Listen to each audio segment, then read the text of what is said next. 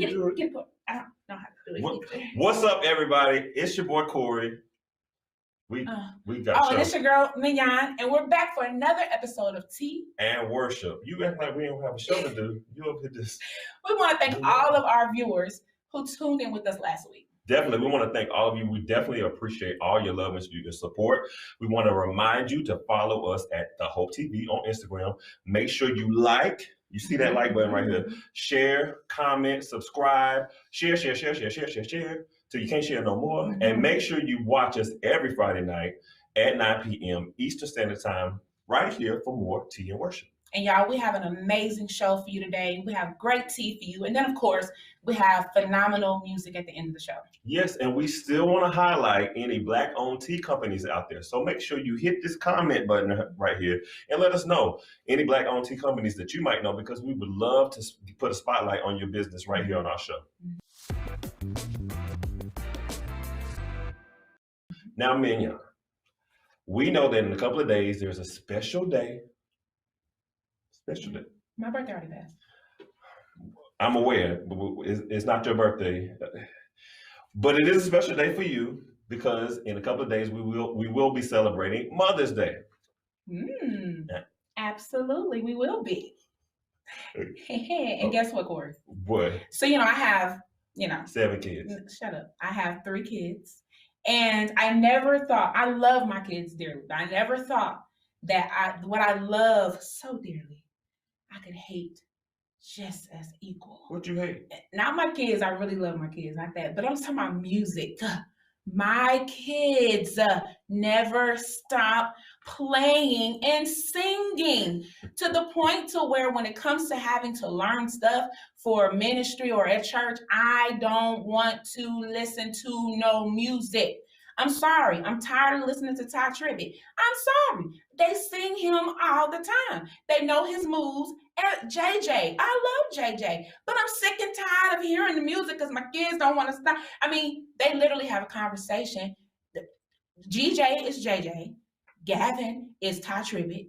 And then Gavin is James Fortune. They literally go into different rooms and say, you know what I'm talking about? Gabriel. Show all them G's and I got confused. Mignon, the bottom line is Happy Mother's Day to you. Happy Mother's Day to all the mothers, the grandmothers, the surrogate mothers, the bonus mothers, the foster mothers, the expecting mothers. We want to wish you a very happy Mother's Day. And to those of you who may be like me, who may have lost your mother, also we want to make sure that you know that our prayers are with you. We know it can be a hard time. However, but if there are any special moms in your life, whether they're friends or family members, make sure you celebrate them so it can kind of make you feel a little bit better. But we're definitely praying for peace for you as well. Absolutely.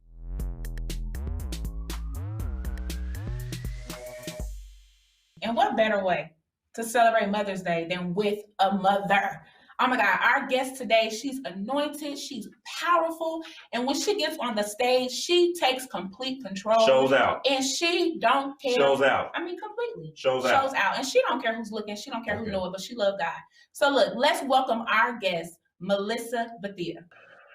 Hey, Melissa. Yeah, welcome, honey. How you doing today? I am doing amazing, exceptional. I am so happy to be with both of you. We're going to have a good time today. We are. Absolutely. I'm ready for it all. I'm ready for everything you got. So look, we know we're celebrating, Mother's Day weekend, and we know that you have a beautiful daughter, and you have been very transparent about your experience with infertility. So we want you to share with our Tea and Worship viewers, a little bit of your experience. And then if you feel it, just encourage those that may be going through the same thing. Now, I'm going to try to tell this story without getting full, because I get full when I think about what God has done. But my husband and I, we didn't start trying right away. You get married and you think, we'll have a baby. We don't want to do that right now. So we took our time. About 5 years in, we said, okay, we're going to start trying. And we got pregnant right away. And we were so excited. Come to find out, we lost that pregnancy. Got pregnant again, lost that pregnancy. And at that point, I'm frustrated, I'm angry, I'm trying to figure out why. I don't know anybody. Well, actually, I don't know anybody in my immediate family that has ever dealt with infertility. So I'm trying to figure out what is the problem. Doctors couldn't tell me anything. I'm going for testing. I'm not getting any answers until I got a word from the Lord. And a prophet came to me. He said, God's going to give you a miracle in 6 months.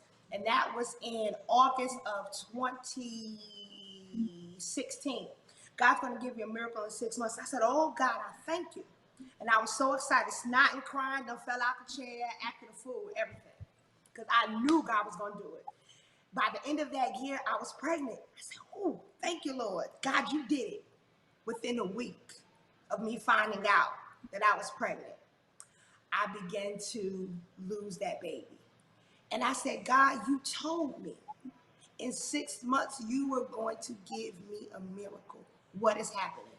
And so, so now, you know how the saints do. I'm believing God. God gonna do this thing. I'm listening to every YouTube preacher I can think of.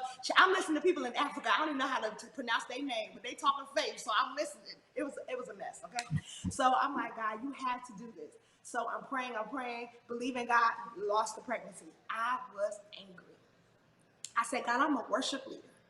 I'm faithful. I'm not perfect, but I'm committed. Why did you allow this to happen to me? And I lost that baby in January of 2017. I said, well, God, you know what? You said 6 months. So you have until February to prove yourself. I didn't say 6 months. You did. Well, I tell you what. In February came and went. March came, and I'm feeling strange. I said, God, don't play with me, okay? That's how I talk to God. I said, God, please don't play with me because I don't have the time. I took a test. Turns out I'm pregnant. I didn't get excited because I've been down this road before, right? I didn't get excited until I went to the doctor and they told me when I conceived. That lady said, oh, it looks like you conceived in February. I almost jumped out the chair. I said, God, you are a faithful, faithful God. That is my miracle child. The doctors still don't know why. As a matter of fact, in that season, I'm going to try to be short. In that season, I would be in faith. I would be praising God and shouting. But in my mind, I was at the hospital where I wanted to deliver my baby. Mind you, I have already miscarried. But in my mind, I'm praising God at the hospital where I want to deliver my baby.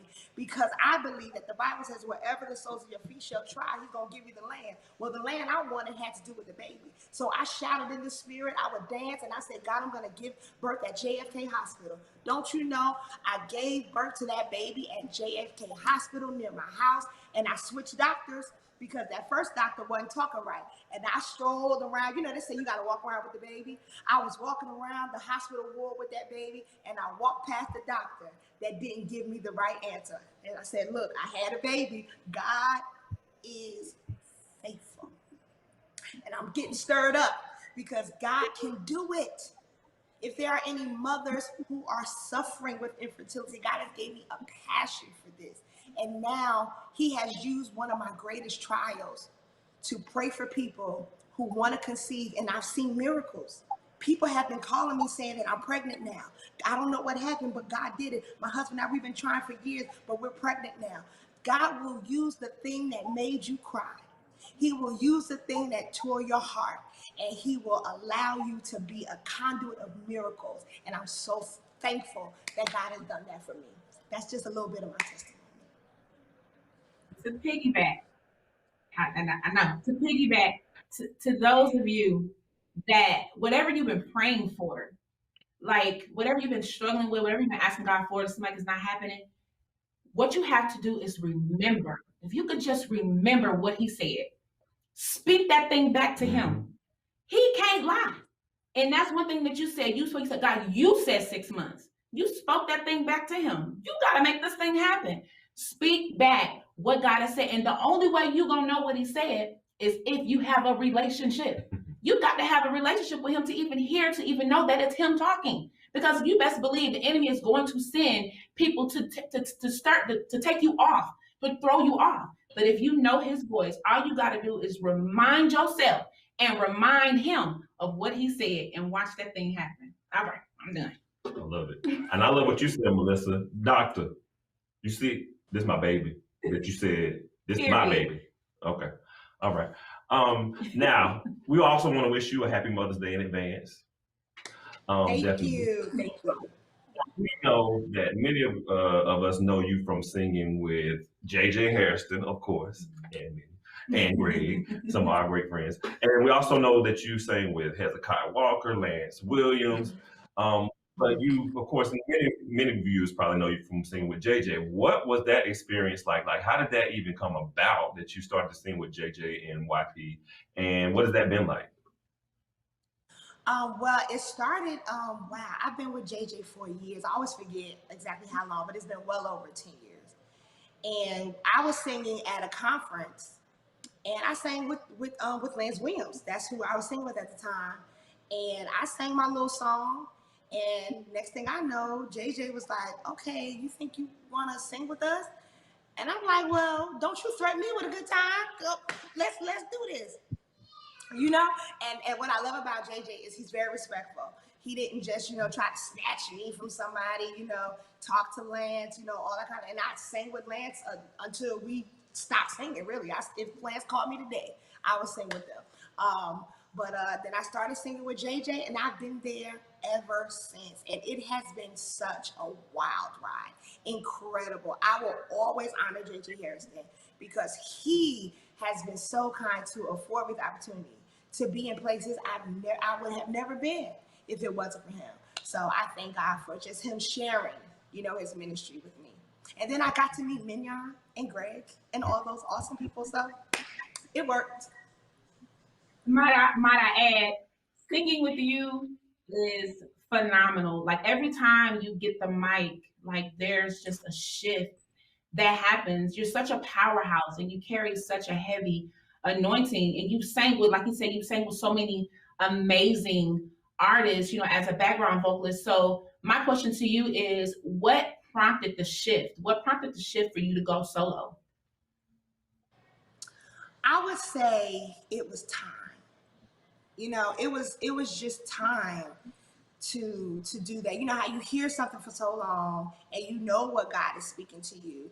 You know that you have a ministry outside of the ministries that you operate within. So you just kind of wait for that season for God to open up that door. And when it opened, I just ran with it. I said, "Well, God, I know this is what you called me to do. So I'm not gonna, one thing I'm not gonna do is allow fear to keep me from destiny.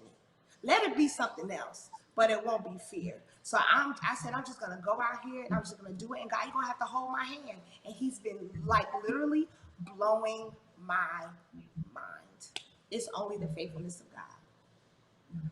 That's awesome. And one thing that I love is seeing some of your videos online that where it's just you and you're singing a worship song or a praise song, and as if there's a million people in the room, and you can't even tell that it's just you and the camera and maybe like whoever's in the background, but it seems like you just singing for a room full of people, and your passion and your heart for what you're doing, it exudes through the camera basically. So I just want to know, how is it that you're able to do that, and then how is it that with your new single, because many just said that you stepped out with I Owe It All, where did that even come about?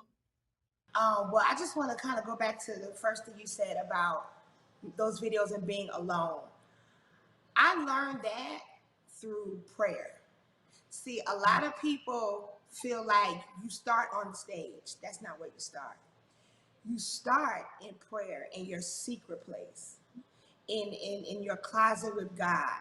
And that's where I learned to give my all. Because nobody's looking, nobody's paying attention, nobody's thinking about you.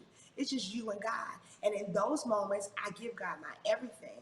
And so when you get on the stage, it's just a reflection of whatever you've been doing in private. So if you're not doing right in private, it's going to show up in public. If you are doing right in private, it's going to show up in public. So when I get out there, whether I'm doing a video or I'm at a church or whatever it is, it's just an overflow of what I do when nobody's paying attention, because that is what really matters. So in keeping in line with that, I Owe It All came about because a friend of mine, he's always been my friend for years, but he just recently became my producer.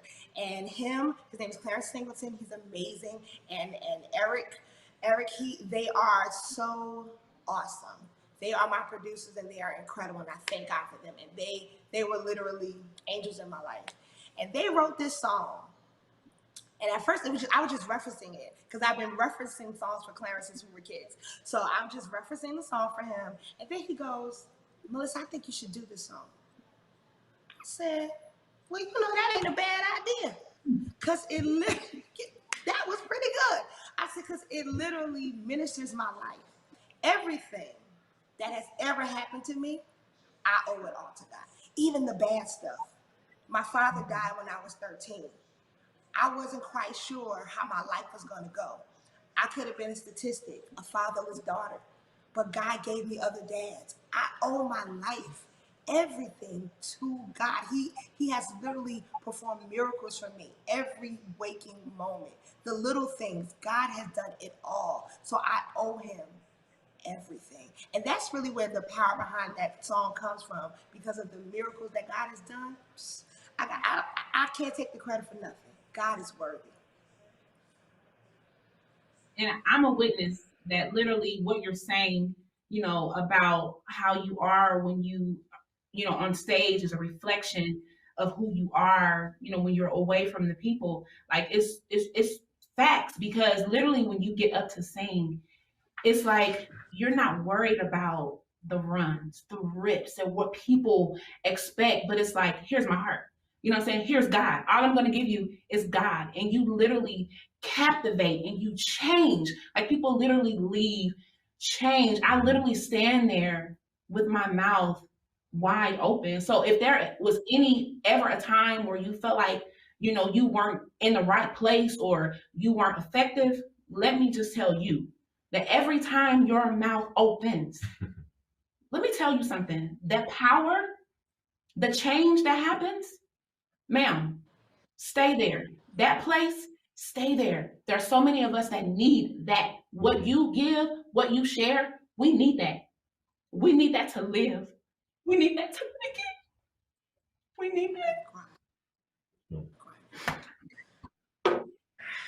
I'm about to get tore up here. What you're saying to me, you don't know what that means to me, because we're our own worst critic, right? So I say to myself sometimes, I say, well, you know, Melissa, you can't really sing like that one, and you know, you don't really do all that fancy stuff, but I just know what I'm called to.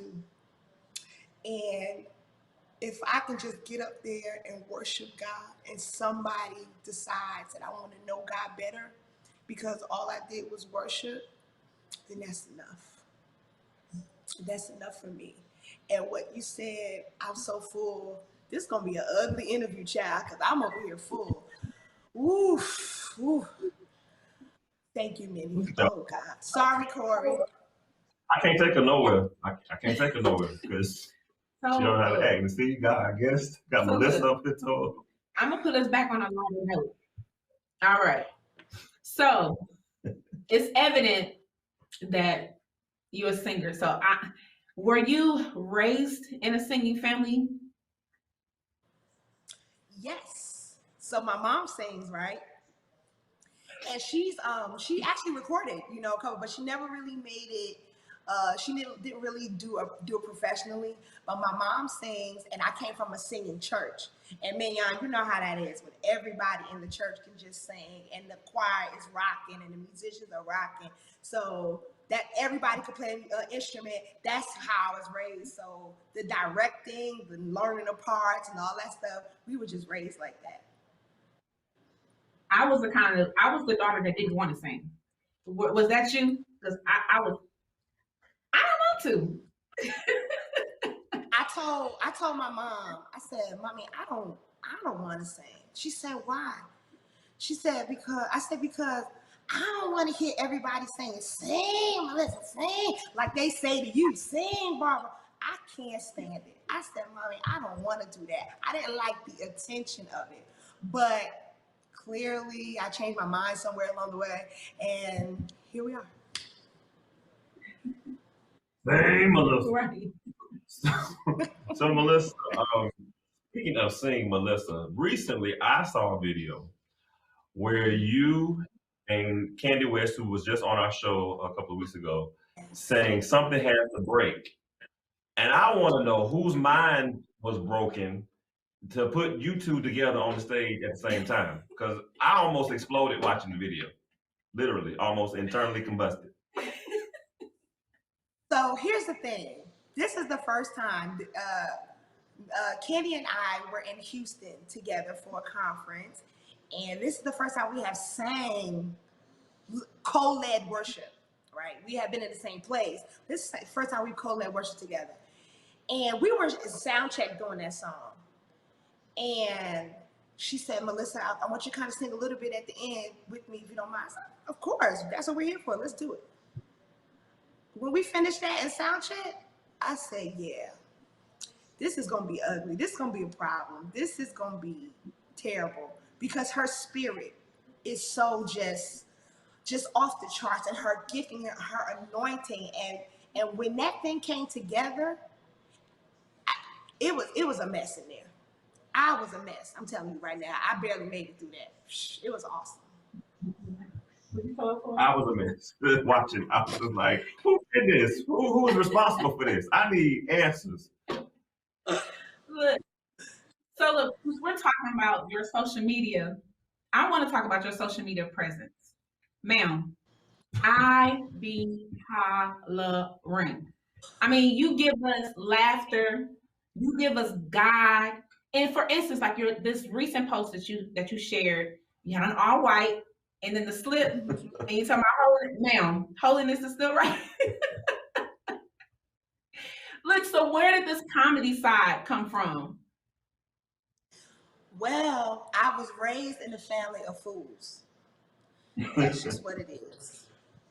Okay? From the mother to the father, to the sister, to the brother, to the aunties, ain't nobody got their mind. Everybody's mind is ate up.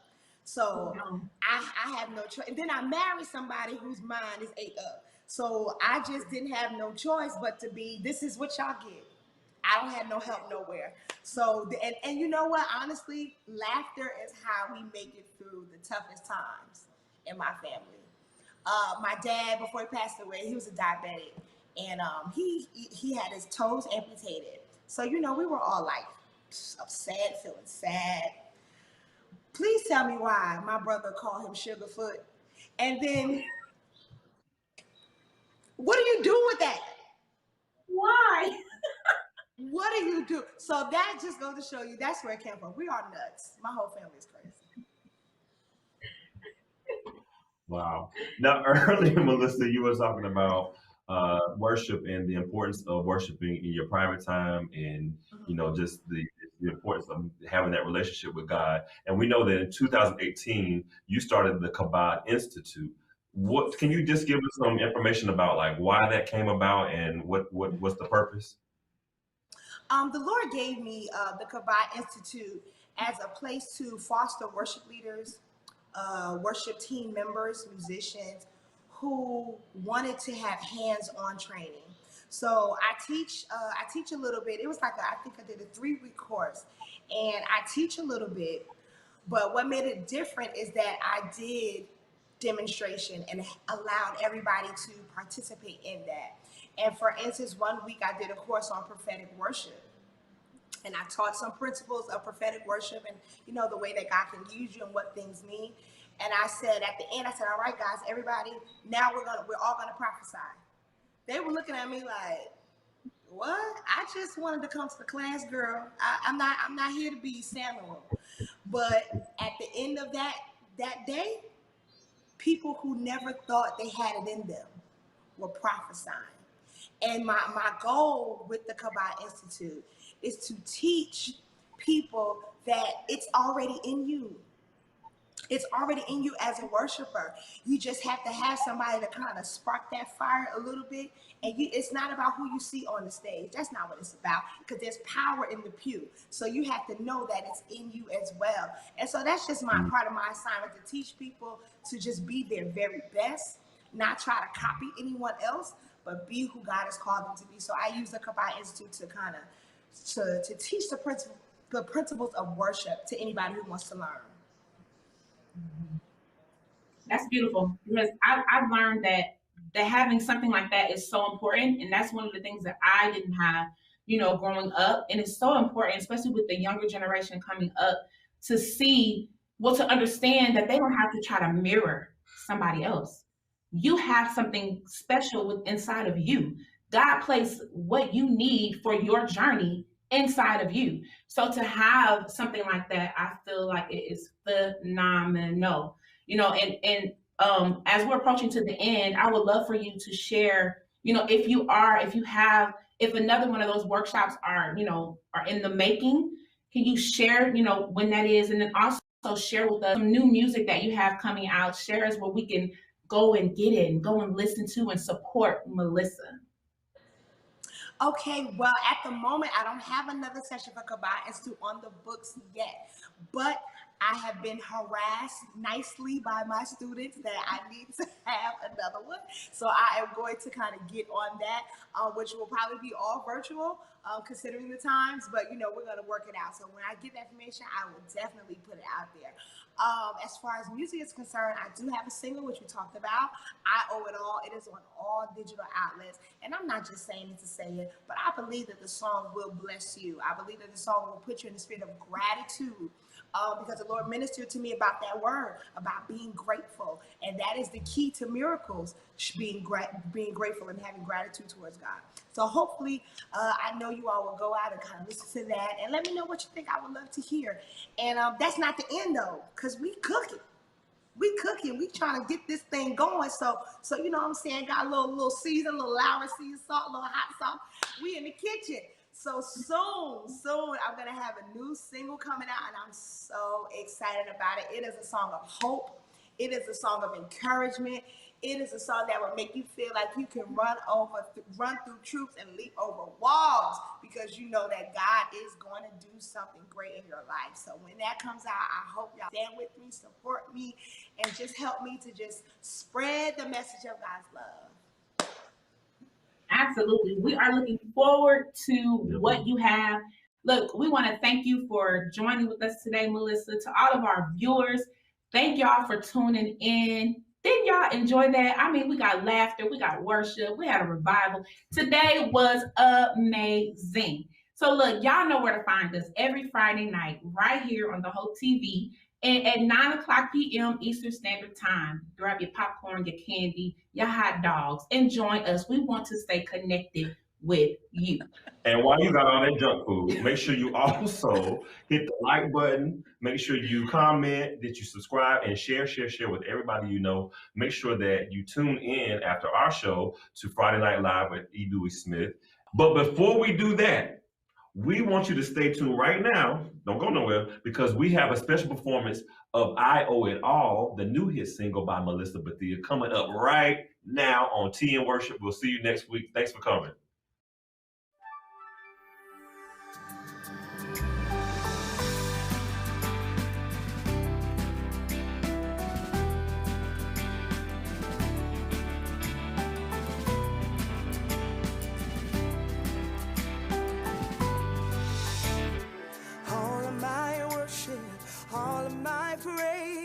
All of my life I owe to you.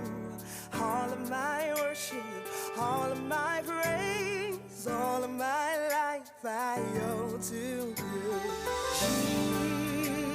Jesus, Jesus,